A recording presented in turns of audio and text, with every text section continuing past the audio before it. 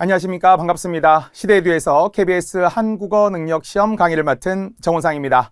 자, 오늘 강의는 총 10강으로 진행되는 문법에 약하신 분들, 어법에 약하신 분들을 위해서 초압축 강의, 집중 강의를 진행하도록 하겠습니다. 자, KBS 한국어 능력 시험은 국어와 관련된 인증시험 중에서도 가장 어려울 수도 있고요. 체계적인 시험입니다. 따라서 시험을 준비하시는 분들도 일정 이상의 수준이 되시는 분들이기 때문에 그분들을 위해서 정말 세련되고 그리고 매력 있는 강의로 제가 지금부터 진행하도록 하겠습니다. 자, 누구나 처음 단계는 있는데요. 국어이기 때문에 그래도 나는 이 정도는 알고 있겠지라는 생각으로 시작은 하지만 문제는 기초가 부족한 채로 무작정 암기만 해서는 이게 확장성이 떨어지기 때문에 지금부터 제가 해드릴 수 있는 강의는 시험에 무조건 나오는 영역이고요. 그리고 암기와 이론과 그리고 변형될 수 있는 문제들까지 확장해서 설명해 드리도록 하겠습니다. 제가 교재도 집필했기 때문에 그 교재와 일체감이 있는 강의로 설명해 드릴 수 있고요. 교재를 토대로 하지만 교재에도 나오지 않는 더 중요한 부분들 그리고 KBS 한국어 능력 시험에 기출되었던 내용을 바탕으로 해서 우선 제가 색깔로도 노란색으로 좀 표시를 해 드렸으니까 우선순위로 공부할 수 있는 좋은 시간이 될 수 있으리라 생각합니다. 자, 지금부터 이제 우리는 어법인데요. 전체적으로 보면 이제 어법은 KBS 한국어 능력 시험 100문제 중에서도 아주 중요한 31번부터 45번까지 총 15문제에 해당하는 중요한 영역입니다. 최근에도 이 수석 합격자의 이야기를 들어보았더니 가장 중요한 두 가지, 역시 어휘가 가장 어렵다라는 건 우리 다 공감하고 있으시죠. 7가지의 대표 영역들 가운데에서도 가장 점수가 낮은 부분들이 어휘일 수밖에 없죠. 고유어, 한자어, 사전적 의미, 문맥적 의미, 한자의 표기, 또 한자 성어, 속담, 관용어, 다양한 우리 순어들 포함하여서 어휘 영역이 가장 어려운 게 맞고요. 자, 그 다음은 바로 지금 우리가 강의하는 어법 영역인데 놀랍게도 이 어법 영역에도 숨어있는 어휘가 있죠. 고유어들이 있습니다. 우리 KBS 한국어 능력 시험에도 잘 나오는 오니, 보니, 닝큼, 하니바람, 닐리리 어떤 표기와 함께 의미도 동시에 생각해야 하거든요. 이 많은 것들도 우리가 이 시간에 제가 추가로 더 설명해 드릴 겁니다. 자, 그래서 우리는 이제 31번부터 45번까지 총 10강으로 정말 압축되는 제가 해드리고 싶은 이야기는 많지만 여러분들의 어떤 효율적인 공부를 위해서 제가 소개해 드리는 거니까요. 따라서 보게 되면은 크게 보면은 한글 맞춤법 영역. 사실 이 안에서 기본적으로 평균 6문제 정도 출제가 되고 있고요. 자, 또 표준어 규정, 즉 표준어 사정 원칙과 표준 발음법이 있죠.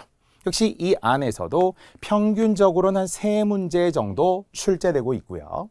또 외래어와 로마자 표기를 합쳐서 2문제, 물론 각각 한 문제씩 출제된다 이렇게 생각해도 되겠고요.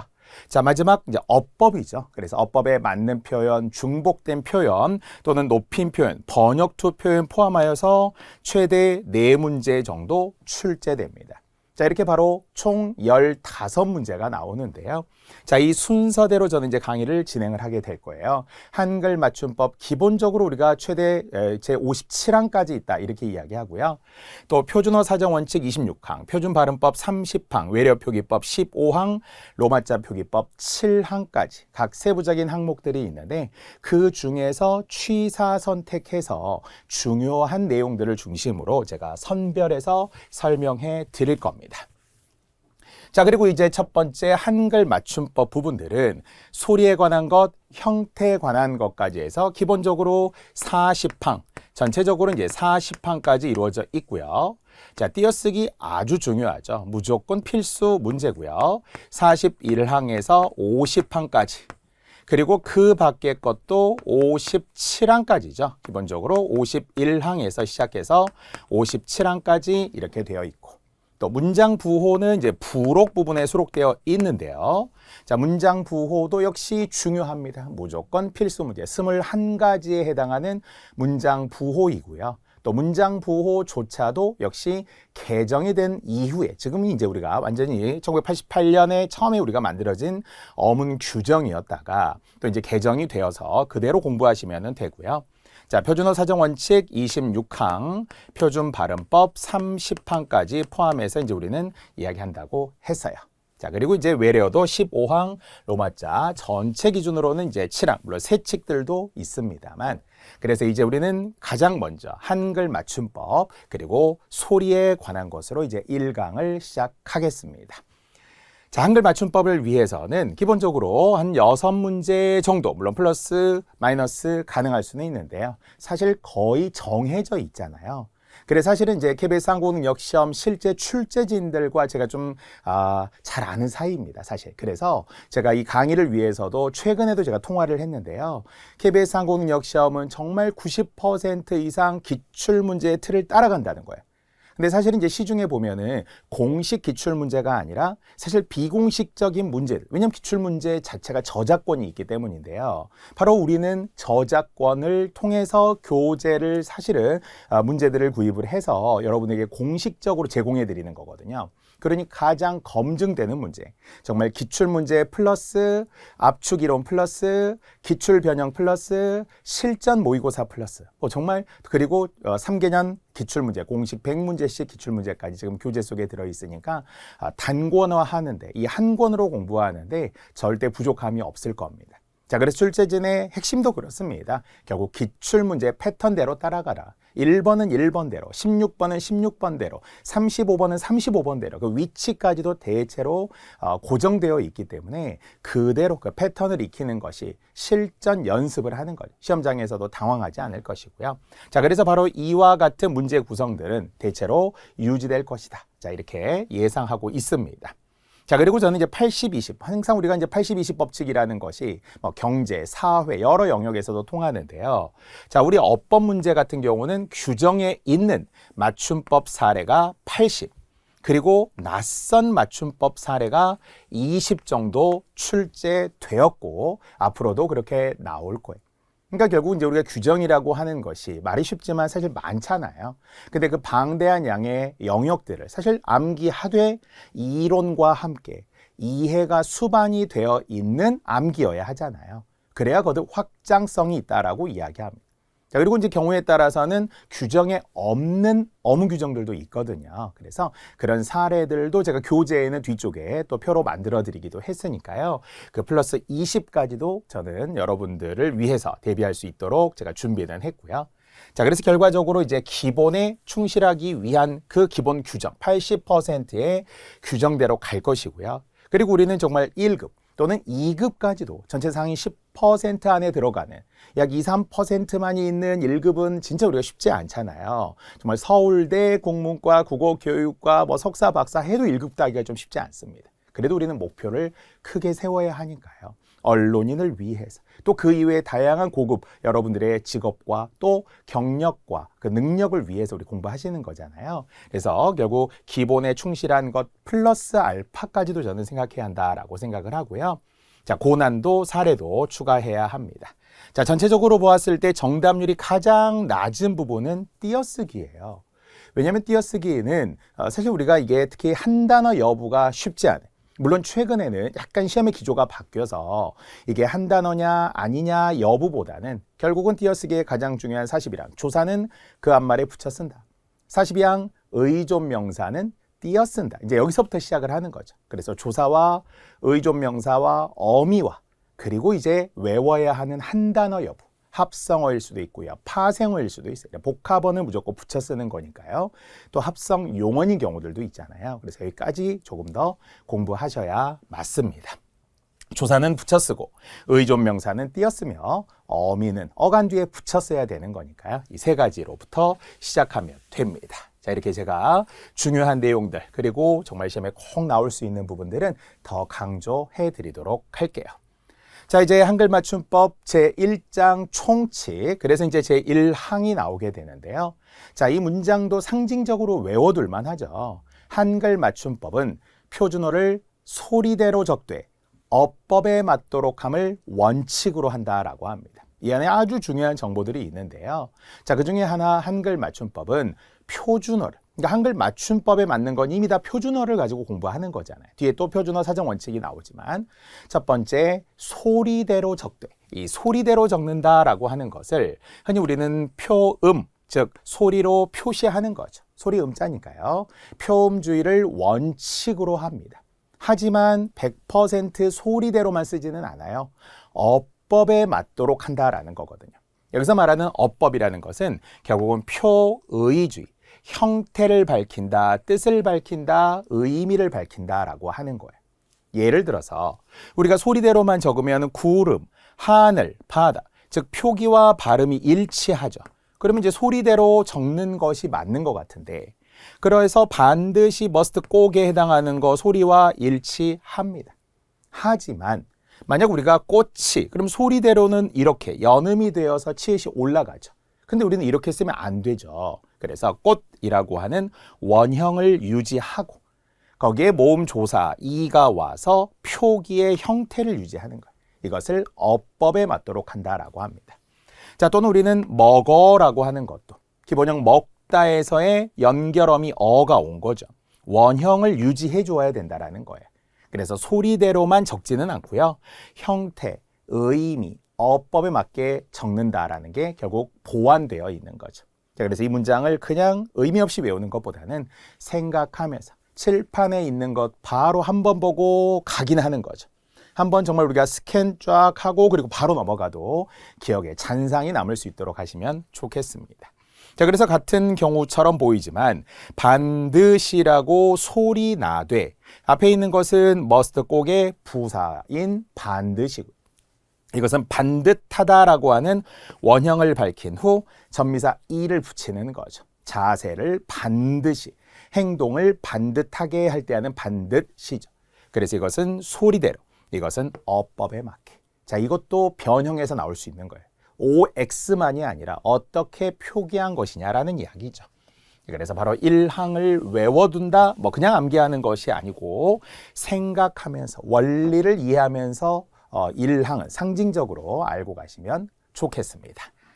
자, 그리고 또 우리 실제 KBS 항공능력시험 기출문제에 있는 얽히고 설키다라는 표기가 있는데요. 글자 모양이 되게 이상하죠. 기본형입니다. 띄어쓰기로 말한다면 한 단어기 때문에 붙였어야 한다는 건데요.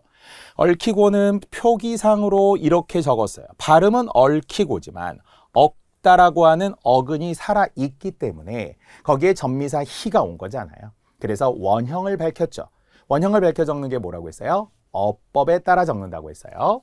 반면에 설키다는 이렇게 쓴 글자에 뭐 예를 들어 리을 기억에 설키다, 석키다 이런 자체가 없다는 거예요. 그러니 이것은 그냥 소리대로 굳어진 거죠. 얽히고 설킨 일들이.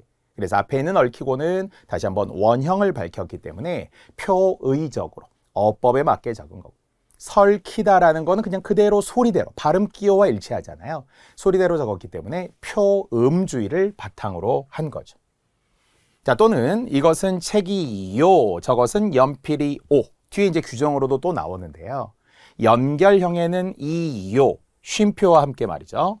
종결형에는 이 오로 적는다라는 게 엄청 중요해요.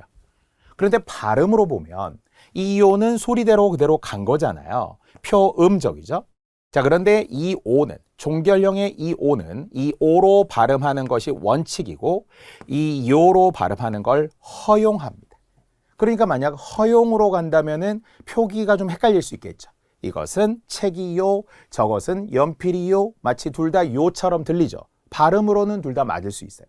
그러나 다시 한번 연결형의 이 요는 소리대로 그대로 쓴 게 맞지만 종결형의 이 오는 어법에 따라 적었다 이래야 되겠죠. 소리대로 가면은 둘 다 가능하기 때문에 그러면 헷갈린다는 거예요. 그래서 이거는 어법에 따라 표의적으로 적었다라고 해야 되겠죠. 자, 이 두 가지 사례가 1항에서 가장 또 시험에 잘 나오는 대표 경우입니다.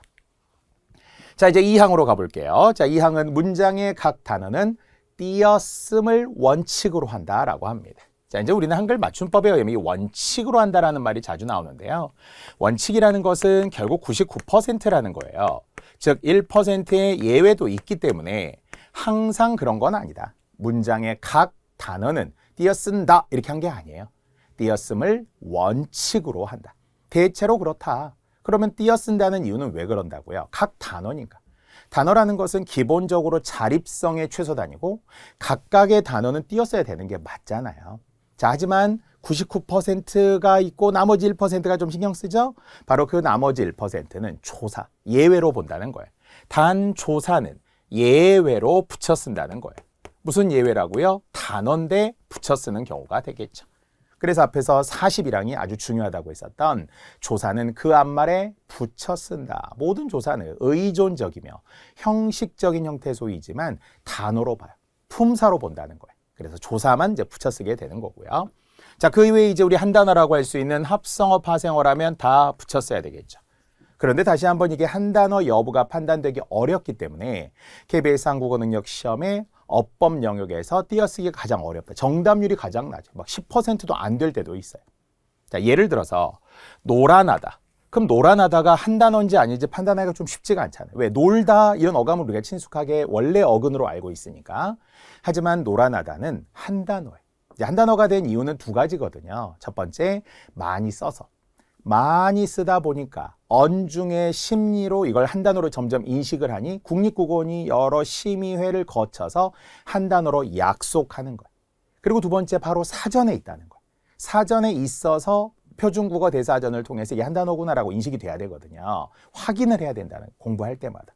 정말 사전에 노란하다가 있네. 한 단어구나. 물론 이것은 재미있게 놀다라는 플레이가 아니라 예를 들어 두 남녀가 놀아났어. 아니면 사기꾼에게 놀아났어. 이렇게 굳어지면서 한 단어로 결국 쓰이게 된 거죠. 그러니까 이거는 무조건 붙여 써야 된다는 거예요. 자, 그런데 먹어보다 이런 건 어때요? 먹다와 보다 각각의 단어라는 거죠. 각각의 기본형이에요. 다시 한번 사전에 먹어보다라는 게 없겠죠. 거듭 사전의 기준은 표준국어 대사전이에요. 다른 사전 보시면 안 돼요. 물론 네이버 사전이라든지 이런 것들은 일부 오류가 있지만 99% 맞긴 해요. 근데 나머지 사전들, 지식사전이라든지 이런 거 보고서 참고하시면 안 돼요. 우리말쌤 이런 거 보면 안 돼요. 그거는 일종의 그냥 등재는 했지만 완전히 인정된 예는 아니기 때문에 그런데요. 결과적으로 먹다와 보다인데 본용어는 보조용어로 이어져 있죠. 자, 그래서 역시 뒤에도 나오지만 47항. 보조용어는 경우에 따라서 붙여 쓸 수 있다. 이거 나오거든요. 그 중에 하나가 어로 연결되는 경우에 본보조라면 붙여 쓰는 것을 허용합니다. 그러니까 한 단어가 아닌 두 단어인데도 붙여 쓸 수 있는 경우가 있는데요. 연결음이 어가 왔을 때. 다만 어쨌든 이건 뒤에 띄어쓰기 다시 하더라도 첫 번째 우리 2항과 관련된 문장의 각 단어는 띄어쓰을 원칙으로 한다. 이제 이 말은 반드시 아셔야 되고요. 그리고 생각해보면 띄어쓴다는 말도 띄어써야죠. 띄어쓴다라는 말은 또다시 두 단어고요. 다만 띄어쓰기는 한 단어예요. 그 명사가 되는 띄어쓰기 있죠. 그건 한 단어이기 때문에 그건 붙여 써야 돼. 그래서 띄어쓰다는 띄어쓰고 띄어쓰기는 붙여 쓴다. 이렇게 말하면 이걸 좀 헷갈려 하시는 분들이 있어요.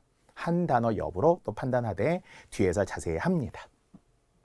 자, 3항은 이제 외래어를 따로 우리가 빼니까 외래어 표기법에 따라 적는다. 전체 15항 속에 포함되어 있는 역시 우리 한 문제 필수 영역 외래어 표기법입니다.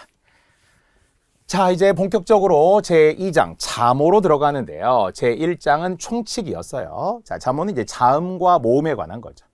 KBS 한국 능력 시험은 이 개수 문제는 잘 나오지 않은데요. 그냥 맞냐 틀리냐 이렇게 이제 짧게 나오잖아요. 그래도 우리는 이제 원리는 알고 가야 된다는 점에서 한글 자모의 개수는 20넉자로 정한다는 거예요. 20넉자. 이건 이제 훈민정음과는 다르죠. 훈민정음은 원래 28글자였잖아요. 세종대왕이 만들었던 훈민정음은 28글자. 그런데 거기에서 이제 마이너스 4글자가 된 거죠. 그래서 흔히 말하는 여린 히읗이라는 것을 아니면은 반치음이라는 것을 옛니응, 아래야 이런 이제 4글자가 사라지면서 현재는 20넉자만 남아 있고요. 표기로 그렇습니다. 이거는 음운, 소리로는 40개, 음운은 40개고요. 표기는 20넉자. 그래서 자음은 14글자. 흔히 우리가 기억부터 히읗까지라고 하는. 자, 모음은 표기상으로는 10글자가 있죠. 아야어여, 오요우유, 의, 어렸을 때 우리가 한글나라 이런 거 하면서 처음에 배우기 시작하잖아요. 자, 그리고 놀랍게 사전 배열 순서도 지금 우리 한글 맞춤법에도 나오고 또 뒤에 표준어를 위해서도 알기도 알아야 되는데 KBS 한국 능력 시험에서는 최근엔 잘 나오지는 않아요. 근데 아시면 좋아요. 사전 배열 순서. 특히 이제 우리가 북한의 말과 글에 관한 부분도 한 문제 있기 때문에 사전 배열과 관련해서 비교하긴 하거든요. 참고로 이제 우리 국어는 자음 같은 경우는 당연히 기억부터 히읗까지 돼 된소리. 5개 된소리. 쌍기역, 쌍디귿, 쌍비읍, 쌍시옷, 쌍지읒은 예사소리 바로 뒤에 들어가죠. 즉 생각해 보면은 지금은 뭐 종이사전이 뭐 거의 없다 보니까 그냥 우리가 앱으로 좀 편리하게 하는 대신에 이런 옛날의 전통적인 방식을 좀 잊어버렸어요. 근데 생각해 보면은 기역 뒤에 쌍기역이 나와요. 디귿 뒤에 쌍디귿, 지읒 예를 들어 시옷 뒤에 쌍시옷, 지읒 뒤에 쌍지읒 이렇게 나온다는 거죠. 그래서 5개의 된소리가 예사소리 바로 뒤에 붙어 있고요. 대신에 북한의 사전은 달라요. 북한은 히읗 다음에 나와요. 히읗 다음에 쌍기역, 쌍디귿, 쌍비읍, 쌍시옷, 쌍지읒이 나오거든요. 그래서 그런 사전 배열은 북한과 우리말이 좀 차이가 있다는 거. 자, 모음 배열은 이 아야, 어여, 오요, 우유의 순서이기는 하지만 예를 들어서 오와 요 사이에 이런 게 들어가죠. 오를 기본으로, 양성모음 오를 기준으로 와, 왜 이런 순서가 사이에 들어가고요. 요 사이에 3개가 들어가고 또는 우와 유 사이에도 삽입이 된 게 3개가 들어가죠. 역시 우 음성 모음을 기준으로 하여서 워, 왜, 위 이렇게 들어가요.